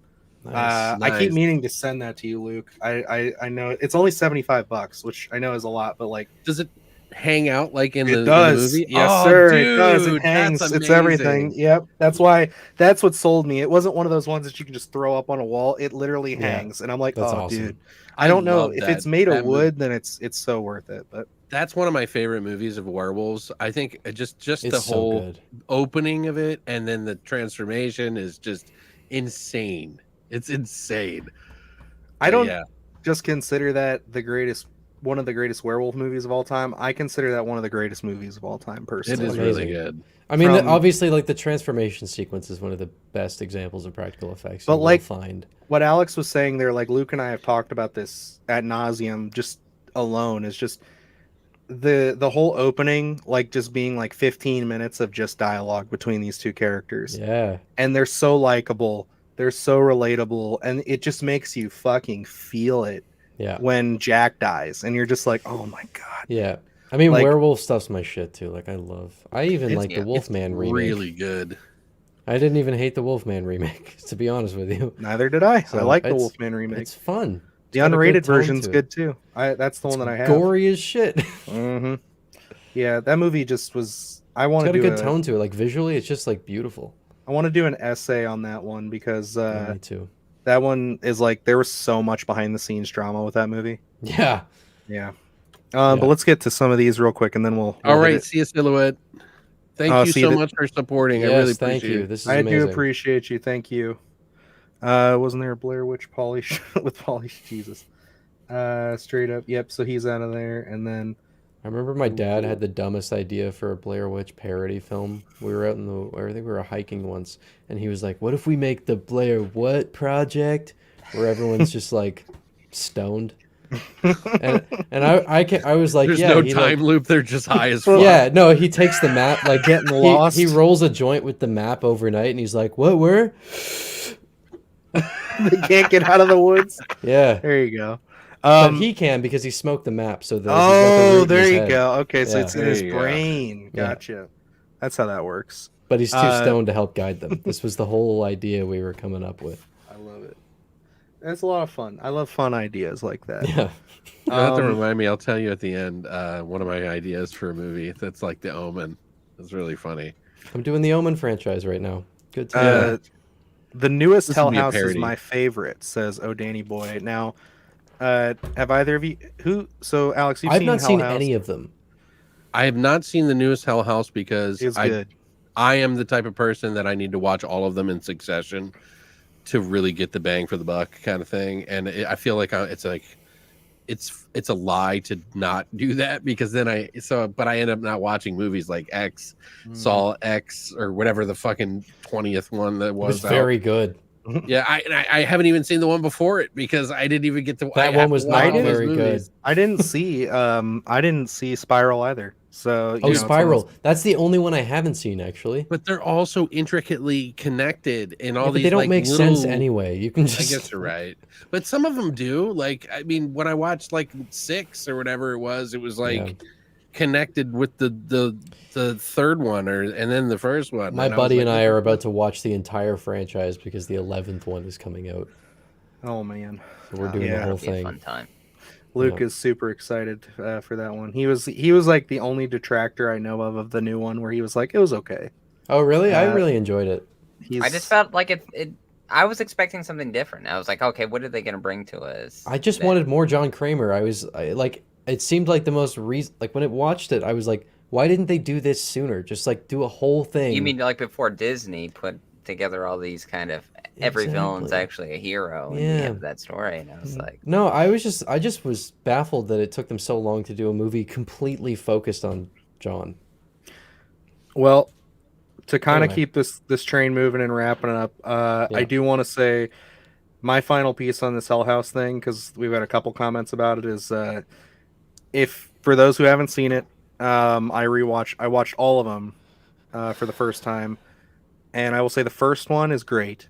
It's really well done. It's really smart. The ending's a little goofy, but it works once you actually I think the best part about it is the scares throughout and how they do it. And I think that the second and third one are fine. I do not like how they kind of tie it all together and how the background.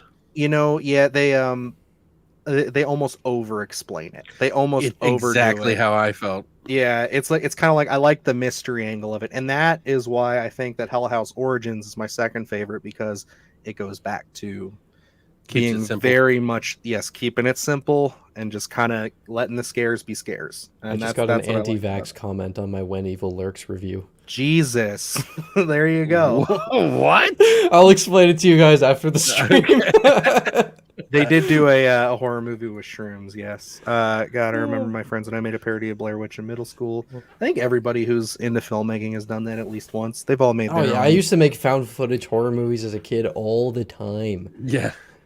Hell House is definitely found footage back then. Oh no, I did. Hell House is worth a watch, Ryan, for sure. I think give it a shot. A lot of people like the trilogy a lot. But I'm just one of those people. I think keeping the scare simple was the best way to go. But let's get into this last trailer. Yes. Let's pop into this bad boy here. I am wildly excited for this movie, by the way. Oh yeah. Even it after does look good. Even after Neon Copy struck us, I'm still super duper excited. So still never beat those strikes on my Halloween ends. Did they really strike you? Yeah, I'll explain that here at the end. Okay. But they striked you. Yes, they gave us a full strike. I knew what I was doing. I knew that I was flirting with the devil there. Yeah. And Luke was kind enough to just kind of let me roll with it. And it seemed like it was working out for at least a week. I can see the fire in his eyes now. I have a whole shrine them just pissed off at Dylan. I think about it every night. Just pure disdain. Look at how cool this trailer is already. There's I know. So much sick imagery. I'm so intrigued. It's so beautifully shot. Micah, look at that shot, man. I know. The shadow is so creepy. Yeah, the director of photography in this is amazing. Oh my god. Micah Monroe too.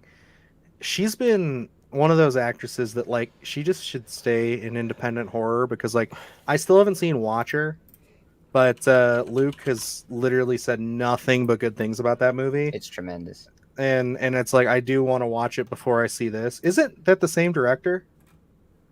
Oh, Oz Perkins? Oh, yeah. This is the same director as. Okay, so the guy who wrote and directed this is the guy who wrote "I Am the Pretty Thing That Lives in the House." Yes. You ever seen that? Yes. Yeah. I didn't love that movie. Yeah, it's.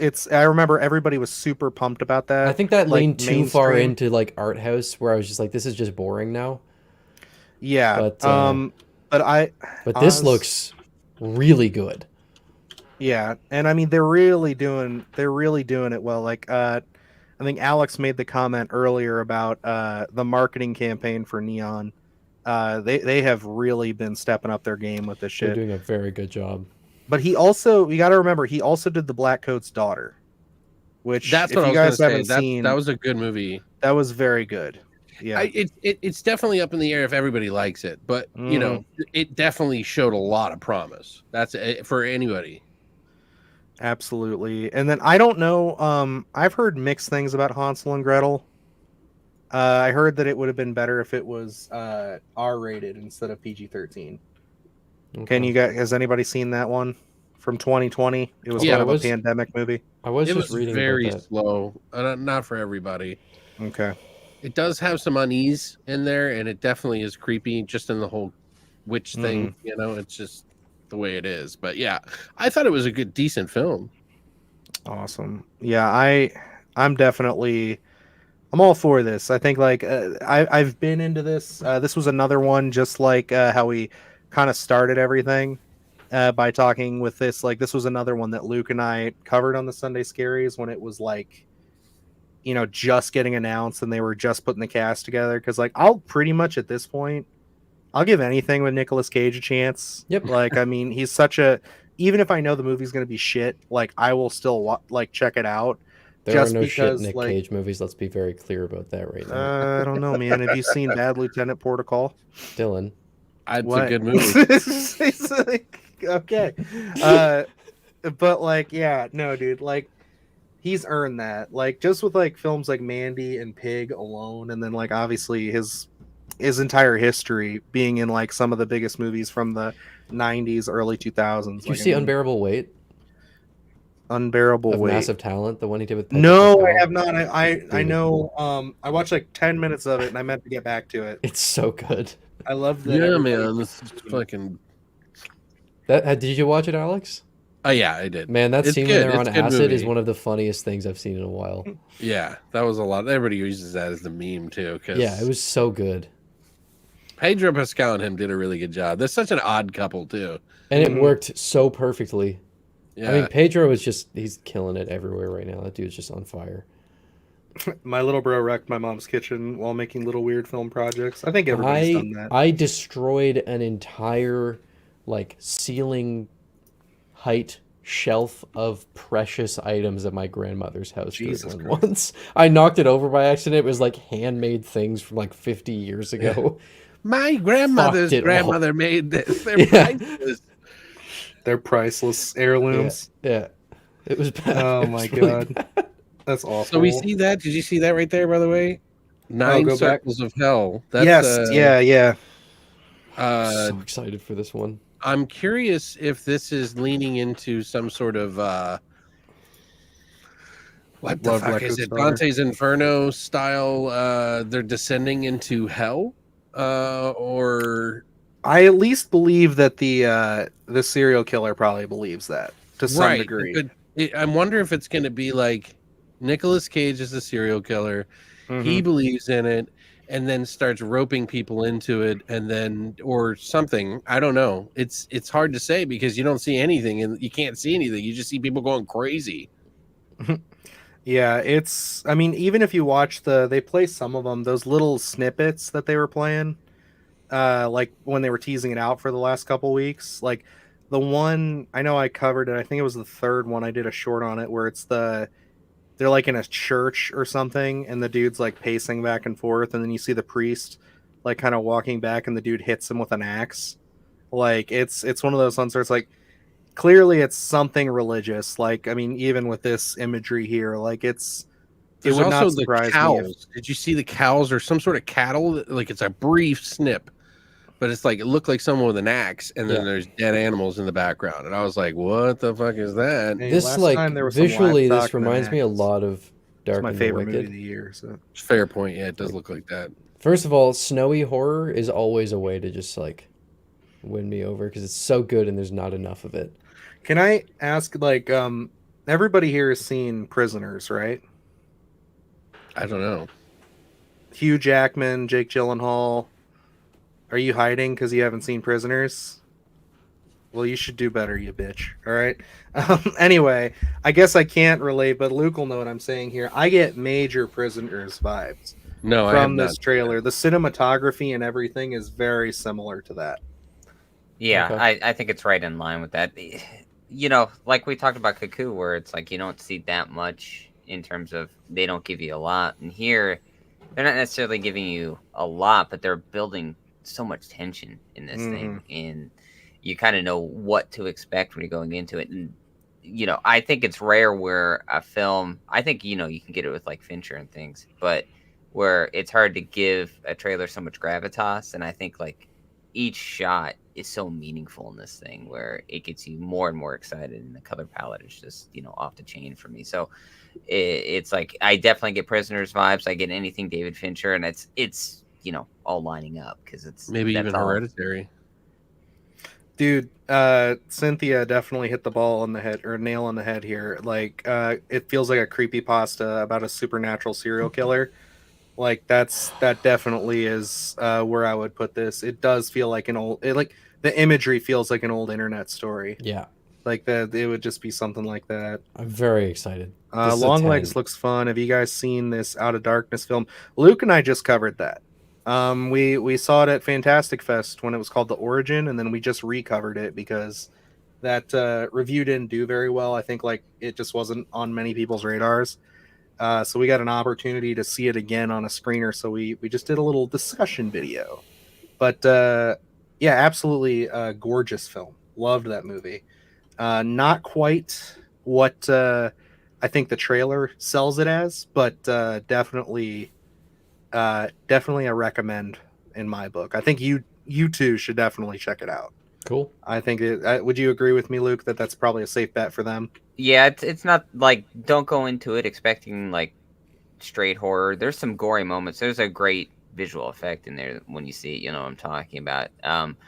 And visually, again, like Dylan said, absolutely beautiful. There's some shots in there, a lot of landscape in that thing, and to know that it is a smaller budgeted film and what they're able to accomplish, I think you'll have a whole appreciation for it going in from that lens. Right. When you say that, though, is it kind of like boring? No, it's not boring. The way you make like you said, there's not a lot of horror in it. It's not. No, there's tension. It's not going to be like you're not going in for a straight horror film. It's tough to say without really spoiling it, right? No, and I don't want to spoil too much because, like, I think what Luke's trying to say, if I can articulate it a little, I would say that the film leads you to believe that it's about one thing, and then it turns out to be something else.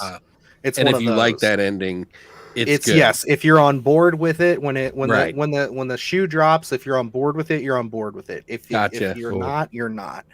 I think you two would very much get on board with it because I think that you guys will appreciate it for the boldness of what they do. You think that's safe to say? I mean, like for me, I still struggle with the ending because I would have preferred going into what I would have wanted as opposed to what we did get. But I can still stand back and say, wow, this film is so well done. And I think you guys can come in there. You may not like their choice at the end, but I don't know necessarily. I think it would affect your grading of how horror it is, if that makes any sense. But you know, like, but from a film appreciation standpoint, I think you guys would go in there and be like, okay, this is a really well-made film. I have 2 empty spots on the schedule for the entire year, so maybe I'll put it in one of those. Maybe. I don't know if I want Waters on there, so Okay. Yeah, no, Outwater is freaking good. But yeah. I can't remember when, but definitely worth a watch, Danny Boy, especially just know that there is a switch up and just be prepared because like I said, I agree with Luke that there's a part of I'm of two minds with it. There's a part of my brain that's like, I want that movie, but the movie we got I also love. So it's tough for me to really sit here and say it. It's like I really feel like now I shouldn't have said anything because like now I feel like there's expectations. I'm like, you're fine. No, everybody has their own expectations. Yeah. Even if no matter how hard you try, you're gonna have expectations. It's just the way it is.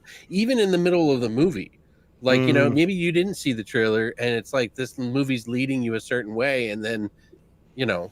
There's other movies that have done that to me, and then it's a make or break thing at the end. Doesn't mean the movie's bad. Yeah. It just means that it might not satiate all of the senses that you were hoping for. Do you want to know what I think is a perfect example of that for me? And it might get me in trouble. Oh God, Halloween Ends? No, I'm not mentioning Halloween Ends. I have no issues loving that movie. I'm totally kidding. I love you, man. I love you too, buddy. No, it was I actually found that with Barbarian. Ooh, okay. Yeah. Okay. So, and I think Barbarian's a great movie. Yeah. Like I thoroughly enjoyed it, but I think the vibe that I was getting into in the first act, I was super into. And then I found that the experience that I had gotten immersed in was just broken. Yeah. And rewatching it, it was better because I knew that was coming. But on the first time where I was so into the tone and then it has that huge shift that I wasn't as into, I was like kind of annoyed by it. But it's a great movie. It was literally just my preferences with horror. I've heard that from a lot of people. So I feel like it's great though. It is great, like objectively. Oh, I'd hope you'd say that. It was Luke and I's favorite film of that year. So yeah, it's we'll a great kick your movie. ass out of here. But it's one of those movies, man, that just like it exhilarated me when that switch up happened. And like I know I was telling Luke going into that, I had like no excitement going into that movie. I didn't know a thing about it. I thought that it looked like the trailer made it look like the most generic. It's gonna be some like lab or some cult thing under the floorboards in the basement. You know, I thought that it was like just going to be so generic, and it was so far from it. Like, I had only seen the poster. I hadn't seen a single trailer. It's a great way to go into that movie. Yeah, it is. But I think because I tend to like not be as into the sort of humor side of horror. Like you guys know who I like. Robert Eggers is my favorite, right? So I like when things are a little darker, a little quieter. So that first act was really great. And I can remember, we're not going to talk about Barbarian for the whole time, but when she's going down that flight of stairs, my heart rate was so fucking high. Like I felt so afraid while she was going down there. And that whole sequence was great. And then I was like, oh, Justin Long is singing in his car. All right. Right. Sure. I did discover that Donovan song though, so that was a win for me. I love that song now. I want to point out that scene in the hallway or whatever, under the ground. One of the things that was most effective is the sound. Definitely. Yes, 100%. Oh yeah, it's like when you're in a studio. Yeah. Anyway, that was a good example of the kind of thing you were talking about, where even halfway through a movie, your own expectations of it. The Witch or the Lighthouse. Lighthouse for me. I adore both of them, but I like The Lighthouse more. I think it's better narrative. I mean, Luke, it's like The Witch is just such a good vibe, though. Oh, I'm going Lighthouse. We did a podcast on that way back in the day, and here, I did Alex, so you'll appreciate these. The Lighthouse, that I can't go against it, which is great, but performance-wise, I just think Lighthouse is on a different level. The spook level, I think, in The Witch, though, and that guy's haunting voice is probably one of the most iconic things I've ever heard. That man's voice is like, buddy. Yeah, that makes. These are nice. Is that what version is that of The Witch? It's the second sight release. Second sight put one out. I didn't know that. Yeah, it's amazing. The movie looks ridiculously good in 4K. I haven't watched The Lighthouse yet in 4K. It's good. It's very. I mean, the very black excited. and white the black 4K black and white is. It's the best. And look at the artwork on the Arrow best. Video one. I mean, that's just. It makes me beautiful. feel like a fucking fool for buying this one. I still really like the artwork on the A24 one. I have the Midsummer, like I was saying last time. Yeah. Where did this go? Anyway, Robert Eggers is my favorite filmmaker. I love all of his movies. I wish The Northman would get a really fancy release. Fun fact about Robert Eggers: the movie Yellow Brick Road, he actually did the costume design in. Did he? Yeah. Cool. I when I was It's watching around the here extras, they were like, "Yep, that Robert Eggers."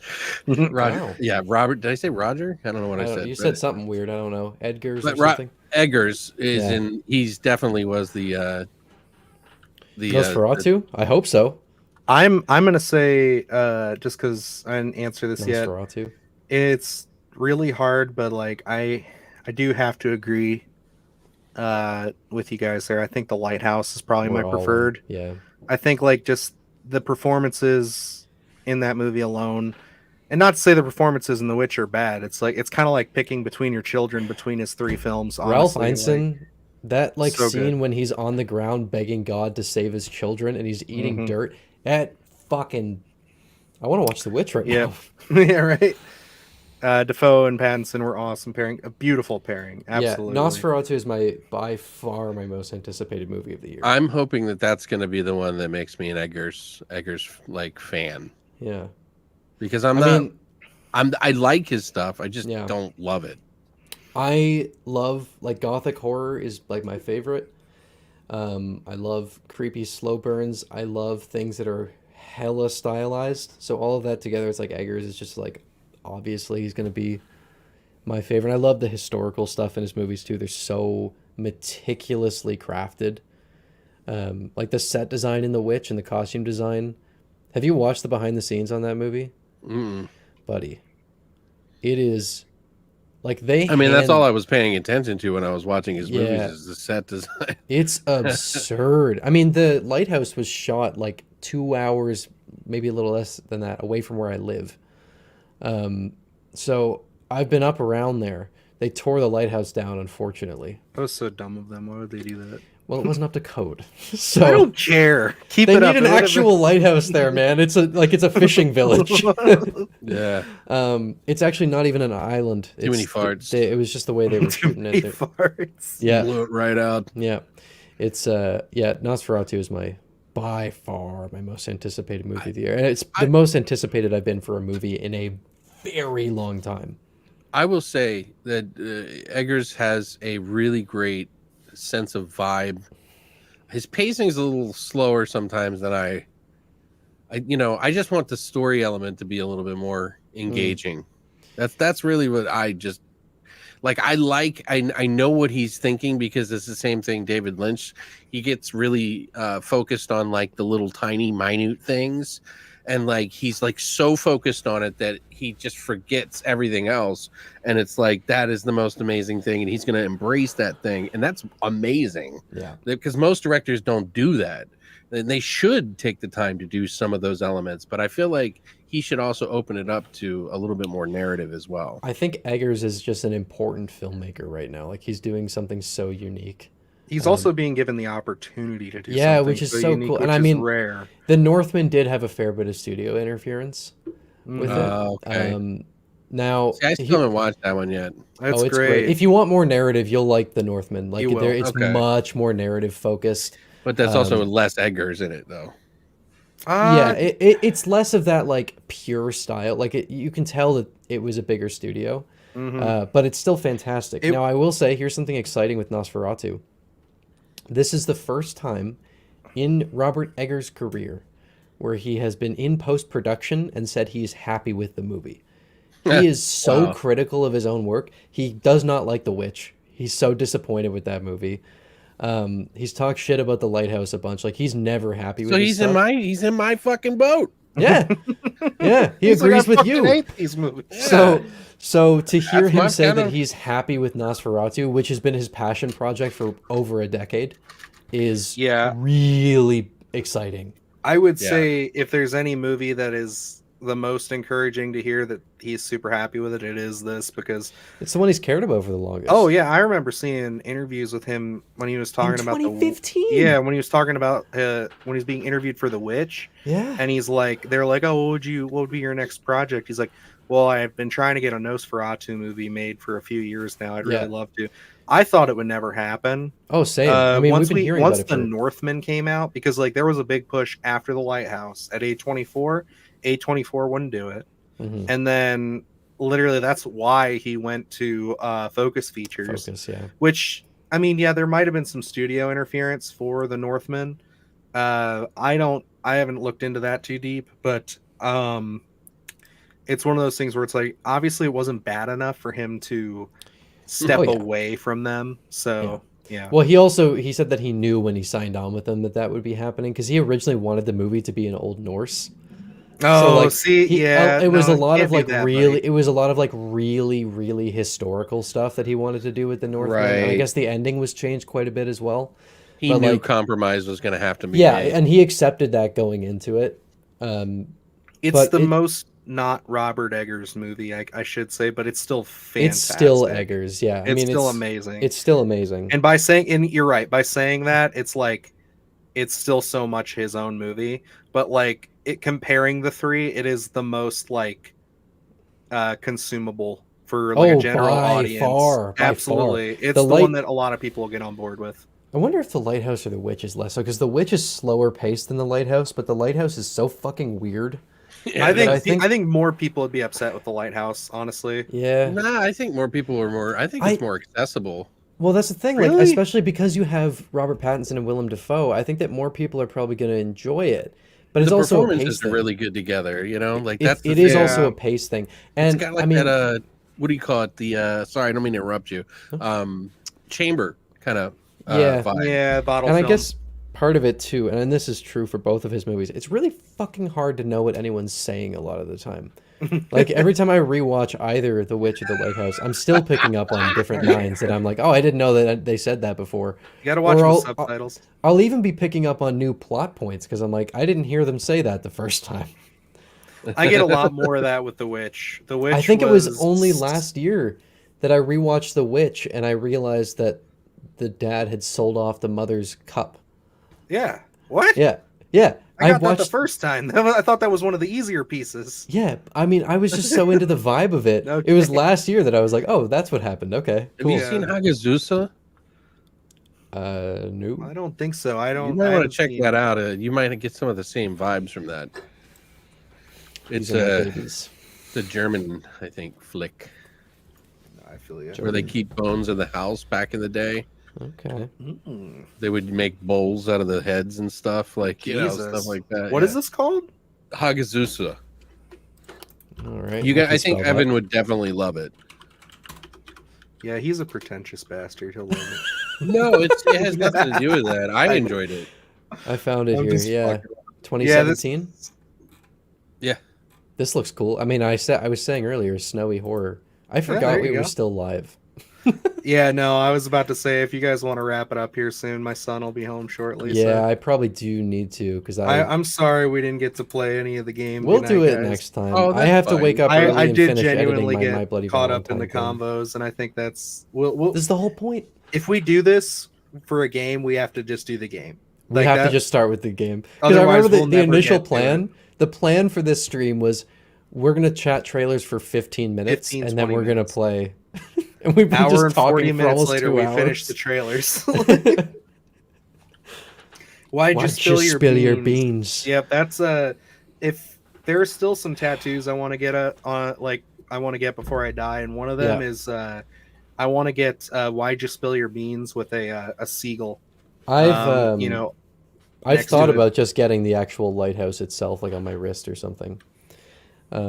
I really, really just want to watch both of these movies right now, and I hate that I have to go to bed because I have to edit my Bloody Valentine review tomorrow.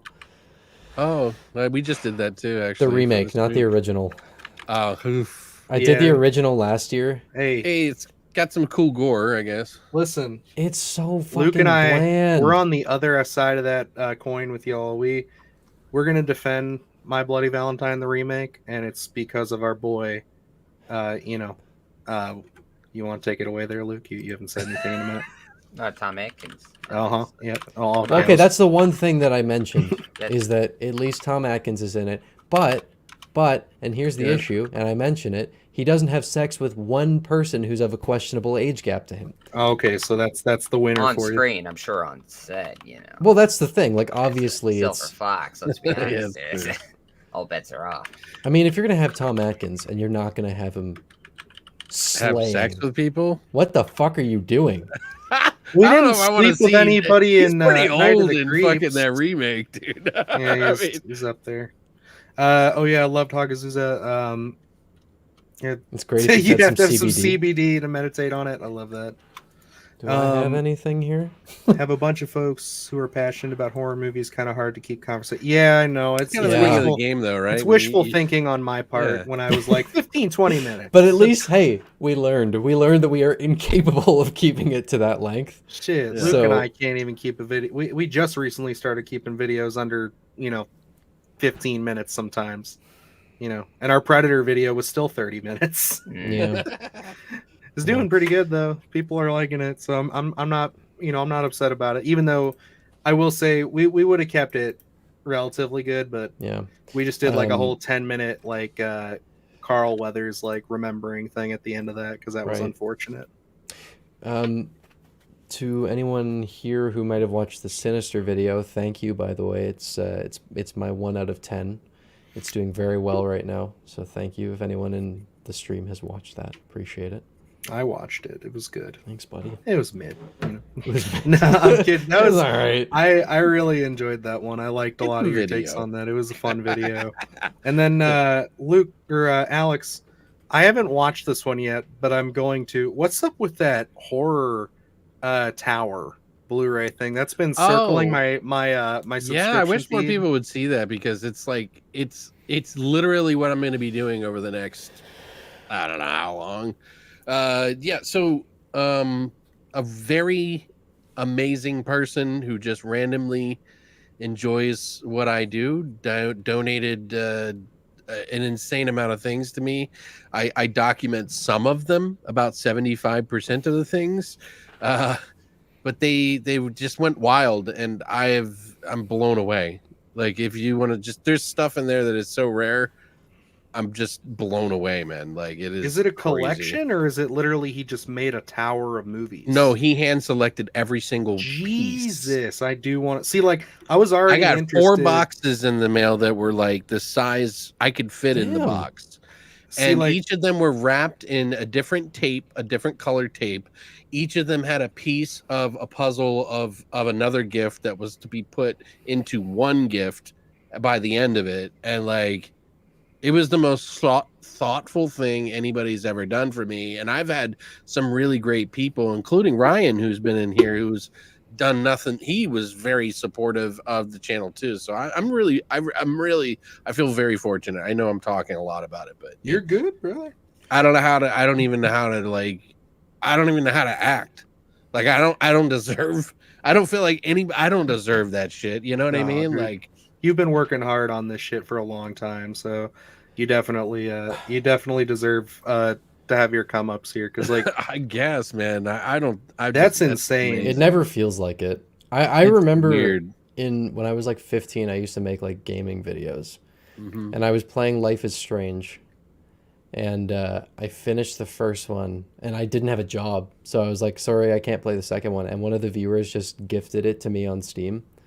Like, those kinds of things, like, it never feels. It's like, what do you say?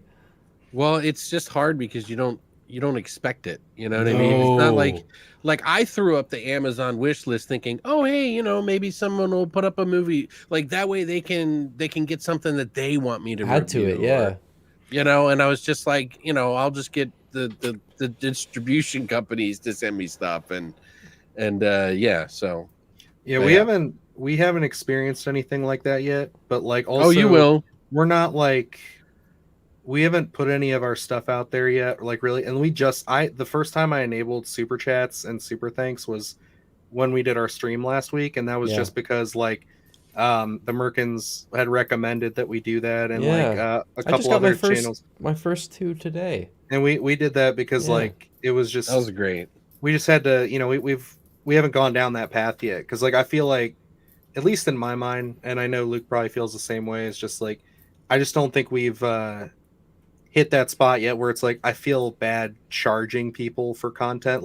That's why we don't have memberships yet, because I don't feel like we can't. I also haven't set that stuff up yet. We can't dedicate enough time to give people extra stuff yet, and I don't want to do that until we can. That's why we don't have a Patreon either. Yep. Because I want to be able to dealing with that shit, dude. Yeah, I want to be able to give more content. I want to be. I don't have time to make extra. That's what I'm saying. Yeah, I just if can't. especially if you're 1 or 2 people, it's if I had an editor, maybe.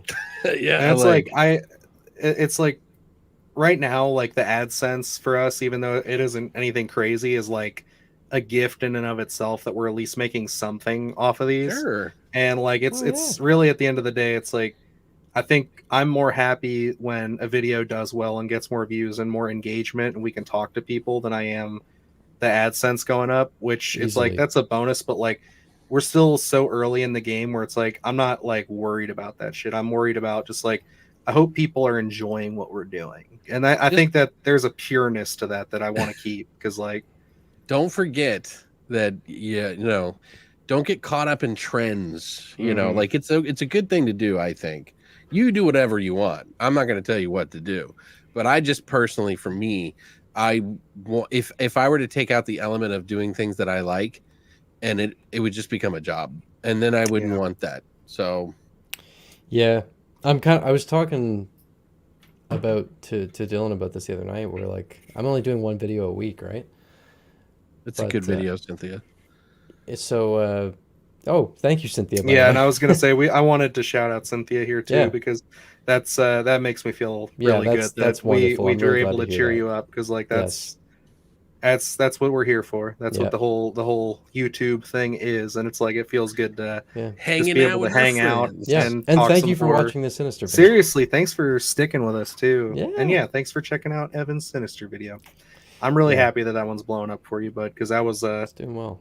That was one of those ones where that was not on our purview as far as podcast episodes last year, but I watched it on a whim, and it was my pick for the month, because that was when Luke and I were alternating picks. Sorry, did you only see it for the first time last year? No. I saw it when it came out. I rented it, and then I hadn't rewatched it because I thought it was just okay. Then I wasn't big on it. Really? But then I watched it again before the Black Phone came out, and I was like, wow, this movie is way better than I remember. And I remember Luke being like, I don't know. Yeah. And then you threw it on, and Luke thought the same thing. The only thing we weren't crazy about, and if you listen to our podcast, you feel the energy in the room drop as soon as we start talking about the ending, because it's it just feels so rushed. It feels so rushed. I don't know. I kind of love how sudden it feels. I did admire that in your video, but I need to do Exorcism of Emily Rose. Maybe I'll throw that into. I've never seen it. I want to though. I think it's Scott Derrickson. So that to me is the best exorcism movie. That's not The Exorcist. It's been a while since I've seen it. I'd have to compare.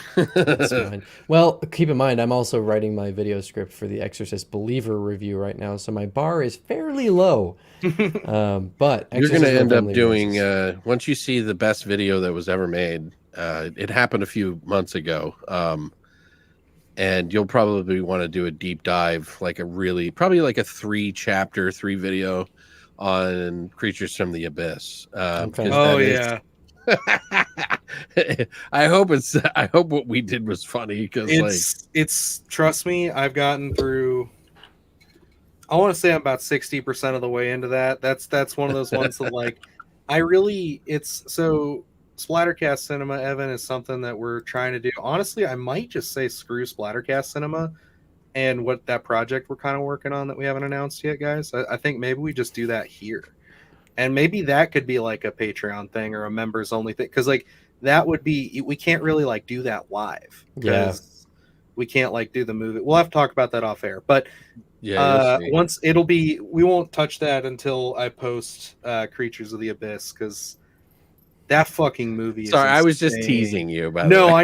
I know. I'm still because I haven't gotten to talk about that with anybody but Luke since we saw it, and like and you a little bit, but like, yeah, Evan, it's that's one of the best so bad it's good films ever made, in my opinion. That would be one that would be great if we did take that idea and bring it over to this, and then we did like a few for like maybe a year or two, like give us 2 years of separation, and then we come back to it just so Evan can experience it for the first time, because that movie's fucking wild.